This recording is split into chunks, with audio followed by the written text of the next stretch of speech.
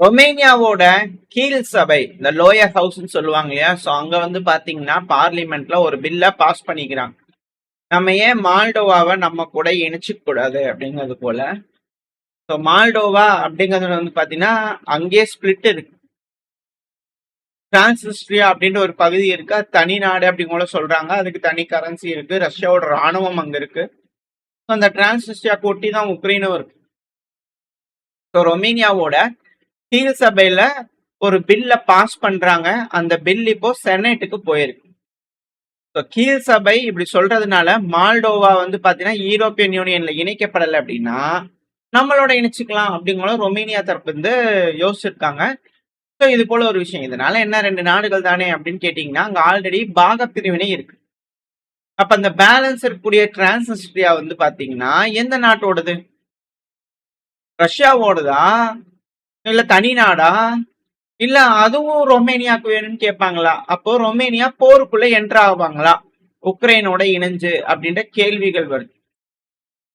So இது இந்த இடத்துல வந்து பாத்தீங்கன்னா ஹைலைட் ஆயிட்டு இருக்கு. நம்ம சொன்னோம் ஜூன் ஜூலை அப்படிங்கும் போது ரொம்ப குரூஷியலானது அப்படிங்கிறத சொன்னோம். மிடில் ஈஸ்ட்ல வந்து பாத்தீங்கன்னா ஜூனோட தொடக்கத்திலேயே இருந்துச்சு. இப்ப ஜூனோட இறுதியில வந்து பாத்தீங்கன்னா இங்க ரஷ்யா உக்ரைன் பிரச்சனையில திரும்பவும் தீவிரமடைய ஆரம்பிச்சிருக்கு. நாட்டோ நாடு ரொமேனியா ரஷ்யாவோட போருக்கு வர போறாங்களான்ற கேள்விகள். அட் த சேம் டைம் பிரான்ஸோட நேவி இருப்பாங்க இல்லையா, கடற்படை, அவங்க ஒரு ஆயில் டேங்கரை வந்து பாத்தீங்கன்னா டீடைன் பண்றாங்க.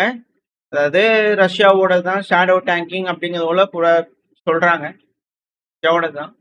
அந்த டேங்கர் வந்து பாத்தீங்கன்னா வயலேட் பண்ணிருச்சு, கடல் வணிக சட்டத்தை வந்து பண்ணோம் வயலேட் பண்ணிருச்சு. ஸோ அதனால நாங்க கோஸ்ட் ஆஃப் சிசிலி இருக்கு இல்லையா, ஸோ அந்த பகுதி கடலோர பகுதி, சிசிலியோட கடலோர பகுதிகளில் இந்த கப்பல் வந்துட்டு இருக்கும்போது புடிச்சுக்கிட்டோம் அப்படிங்கிற சொல்றாங்க. தொடர்ச்சியா ரஷ்யாவோட கப்பல்களை பிடிக்கக்கூடிய வேலைகளை இறங்கிஇருக்கக்கூடிய யூரோப்பியன் யூனியன், அதுவும் குறிப்பா பிரான்ஸ், எஸ்கலேஷனுக்குள்ள வர ஆரம்பிச்சிருக்காங்க. அது மட்டும் இல்லாம பிரான்ஸோட அதிபரான இமானுவேல் மேக்ரோன் அவர்கள் சொல்லக்கூடிய விஷயம், அமெரிக்காவே இப்போ முறையா கீவுக்கு ஆதரவா வந்துட்டாங்கப்பா.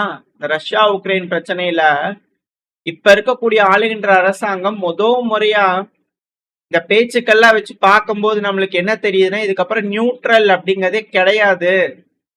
நியூட்ரல் மீடியேட்டர் அப்படிங்கிற மாதிரியான ஒரு விஷயமே இல்லை. அதாவது பேச்சுவார்த்தை மத்தியஸ்தம் பண்றோம் அப்படிங்களும் வந்தாங்க இல்லையா அமெரிக்கா, அவங்களே இப்போ நியூட்ரல் மாதிரி தெரியல.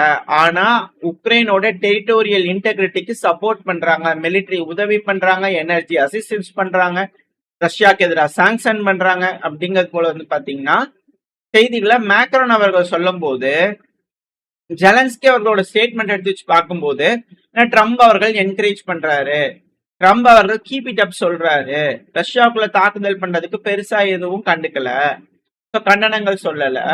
இது போல விஷயங்கள்லாம் பார்க்கும்போது அமெரிக்கா ஈரான்ல தோத்துறோம், இப்ப ரஷ்யாக்கு எகெயின்ஸ்டா நம்ம தீவிரப்படுத்தலாம் அப்படிங்கிறது போல இந்த சைடு வந்துட்டாங்களா அப்படின்ற கேள்வி. இது மட்டும் இல்ல, மேலும் வெடிகுண்டை பத்த வச்சு போட்டிருக்கிறாங்க ரூபியோ அவர்கள், மார்க்கோ ரூபியோ அவர்கள், அமெரிக்காவோட செக்ரட்டரி ஆஃப் ஸ்டேட். அவர் என்ன செஞ்சார் அப்படின்னா, சமீபத்துல இந்த ரஷ்யா அதிபரான விளாடிமிர் புட்டின் அவர்கள், அதுக்கப்புறம் அமெரிக்காவோட அதிபரான டொனால்டு ட்ரம்ப் அவர்கள் தேவ தூதர் அலாஸ்கால வச்சு ஒரு மீட்டிங்கா போட்டிருந்தாங்களே, அங்க கூட ஒரு அக்ரிமெண்ட் வந்துச்சு. அந்த அக்ரிமெண்ட் கூட வந்து பாத்தீங்கன்னா ஒப்பந்தங்கள் கையெழுத்திடப்பட்டது அப்படிங்கிறது போல நடந்துச்சு இல்லையா. அது வந்து பாத்தீங்கன்னா ஒரு ப்ரொபோசல் தான், அது அக்ரிமெண்ட் கிடையாது அப்படிங்கறதோட வந்து பண்ணா அப்படியே பிளேட்டை மாத்தி போட்டாங்க. ஸோ ரஷ்யாவுக்கு அப்படியே தூக்கி வாரி போட்டிருக்குமா போட்டிருக்காத, என்னப்பா ப்ரொபோசலுங்கிறீங்க, அது அக்ரிமெண்ட் இல்லையா அப்படிங்கிற இருக்கும் இல்லையா. ஸோ இதைத்தான் ஆரம்பத்துல சொல்லிட்டு இருக்காங்க, பேச்சுவார்த்தை பேச்சுவார்த்தை பேச்சுவார்த்தை என்பதே டைம் இழுக்கத்தான், டைம் இழுக்கிறதுக்கான வேலைகளை செஞ்சிருக்காங்க. இப்ப அமெரிக்கா ஓரளவுக்கு ஈரான் கூட பிரச்சனையில பாத்துட்டு வந்துட்டாங்க, அங்க ஒன்னும் வேலைக்கு ஆகல அப்படிங்கும் போது இப்ப இந்த இடத்துல வந்து பண்ண சரி இதையும் வச்சு பார்க்கலாம் அப்படிங்கிற இங்க வந்துட்டாங்களா அப்படின்ற கேள்விகள். ஸோ உக்ரைனுக்கு டைம் வாங்கி கொடுக்கறதுக்காக தான் அந்த அங்க வந்து பாத்தீங்கன்னா இது போல வேலைகள் நடந்திருக்குதா அலாஸ்கால் அப்படின்ற கேள்வி. ஸோ இது போல சொல்லிட்டு போயிட்டாரு. இப்ப லாவ்ரோ அவர்கள், ரஷ்யாவோட ஃபாரின் மினிஸ்டர் அவர்கள் என்ன சொன்னார்னா, ரூபியோ அவர்கள் இத பத்தி தெளிவா எக்ஸ்பிளைன் பண்ணணும். ப்ரொபோசல் நாட் அக்ரிமெண்ட்னு சொல்றீங்களே இந்த அலாஸ்கால நடந்தது, அத பத்தி எக்ஸ்பிளனேஷன் கொடுக்கணும்.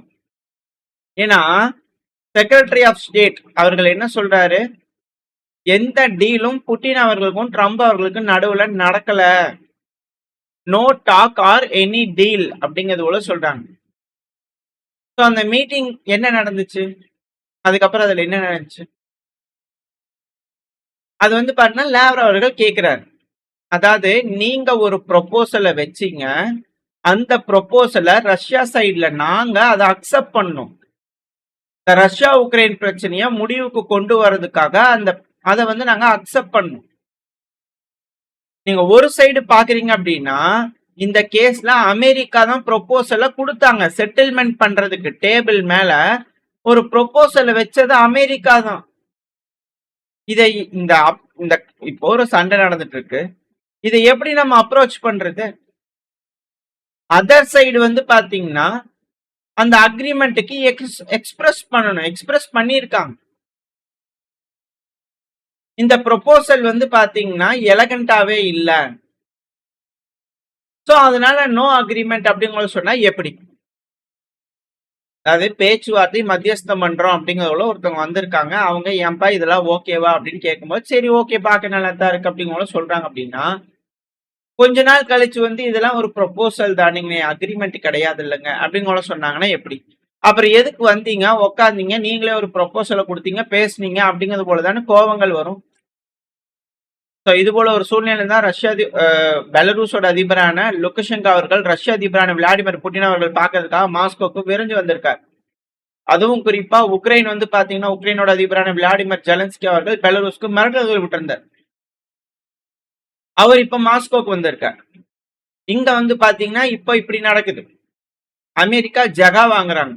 பிரான்ஸ் என்ன சொல்றாங்க, இப்ப அமெரிக்கா உக்ரைன் கிட்ட வந்துருச்சு அப்படிங்கிற சொல்றாங்க. ரொமேனியா போருக்குள்ள வர்றதுக்கு ரெடி ஆயிட்டு இருக்கிறாங்க. ஆனா இந்த ரஷ்யா உக்ரைன் பிரச்சனையில ஏதோ நல்ல விஷயங்கள் நடக்குது ட்ரம்ப் அவர்களோட அரசாங்கத்துல அப்படின்னா பேச்சுவார்த்தை.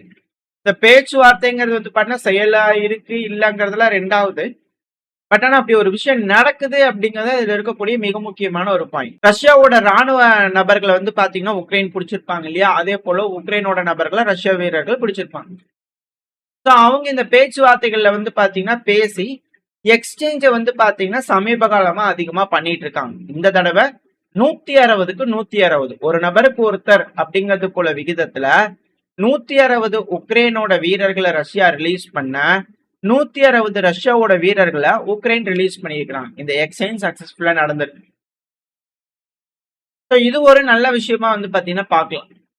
அடுத்தது களம் அப்படின்னு வரும்போது மக்கள் கொந்தளிக்க ஆரம்பிச்சிருக்காங்க. திரும்ப ஒரு டவுன் பக்கத்துல ரஷ்ய வீரர்கள் வரும்போதும் அந்தந்த டவுன்ல இருக்கக்கூடிய டிஃபென்ஸ் எப்படி அப்படிங்கிறது வெளியே வர ஆரம்பிச்சிருது. இது போல விஷயங்கள்னால மக்கள் பெருமளவுல கொந்தளிச்சு பல்வேறு கேள்விகளை கேட்க ஆரம்பிச்சிருக்காங்க. இந்த தடவை அது போல லிஸ்ட்ல சிக்கி இருக்கிறது கிரமட்டாஸ்க். ஏன்னா கிரமட்டாஸ்க் இறுதி பேட்டில், டொனஸ்க் முழுவதும் ரஷ்யாவோட கட்டுப்பாட்டுக்குள்ள போயிடும் அப்படிங்கறது இதுல இருக்கக்கூடிய பாயிண்ட்.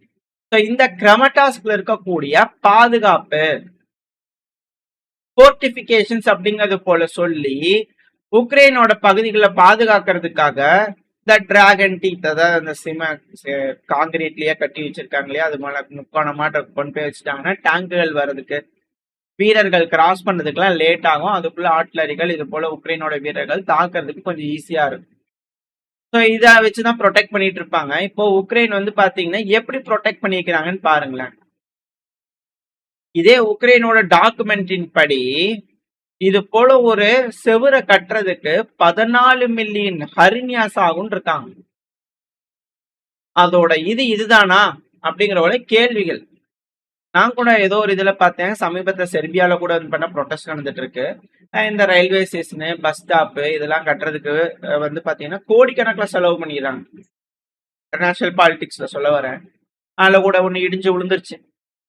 அதுல கூட ப்ரொடெஸ்ட் பண்ணிட்டு இருக்கிறாங்களே செர்பியால. நீங்க நம்ம ஊர்ல இருக்கிறது கனெக்ட் ஆகுது, அப்படிலாம் எடுத்துக்காதீங்க, நம்ம அங்கதான் பேசிட்டு இருக்கிறோம். அதெல்லாம் செர்பியால வந்து பண்ண ப்ரொடெஸ்ட் நடக்குது. ஊக்கிக்கு அவர்கள் வந்து பண்ண ரிசைன் பண்ணுங்க, ஊழல் பண்ணிட்டாங்க அப்படிங்கிறது போல பல்வேறு விஷயங்கள் அங்க செர்பியால நடந்துட்டு இருக்கு. தொடர்ச்சியா நடந்துகிட்டே இருக்கிறாங்க ப்ரொடெஸ்ட்ங்கிறது. ஸ்டூடெண்ட்ஸ் ப்ரொடெஸ்ட் வந்து பண்ணா அந்த இடத்துல பெரும்பாலும் நடந்துகிட்டு இருக்கு. அது போல 2 கோடி 4 கோடி அப்படிங்கிறது வந்து பாத்தீங்கன்னா ஒரு பஸ் ஸ்டாப் கட்டுறதுக்கு, ஒரு ரயில்வே இதுக்கு பாத்தீங்கன்னா ஒரு ஹப் மாதிரி கட்டுறதுக்கு, இது போல வந்து பாத்தீங்கன்னா அதிகமா பணத்தை அடிச்சு செலவு பண்ணிட்டு அப்புறம் அதுக்கு கம்மியான பொருட்களை போட்டு வேல்யூ இல்லாத மாதிரி அந்த பில்டிங்கை கட்டி வச்சுட்டு கணக்கு காமிச்சிட்டு இருப்பாங்க இல்லையா?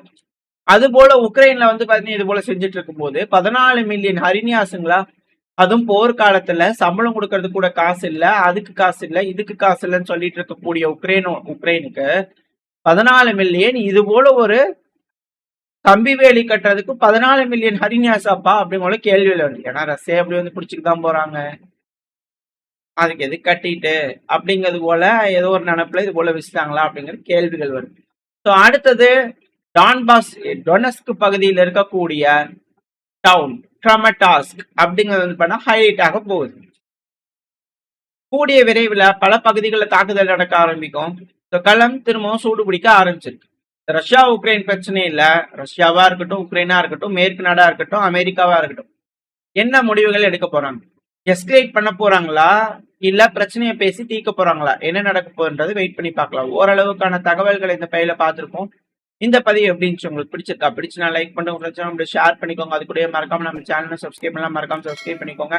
அப்பதான் நம்ம போடக்கூடிய வீடியோக்களை மச்சு யூடியூப் 4 பேருக்கு ப்ரொமோட் பண்ணுவோம். உங்களோட அன்பாதரவு எனக்கு எப்ப இருக்கணும்னு நம்பிக்கலாம். அடுத்த பேர் உங்க சந்திக்கலாம். Very stay safe, by.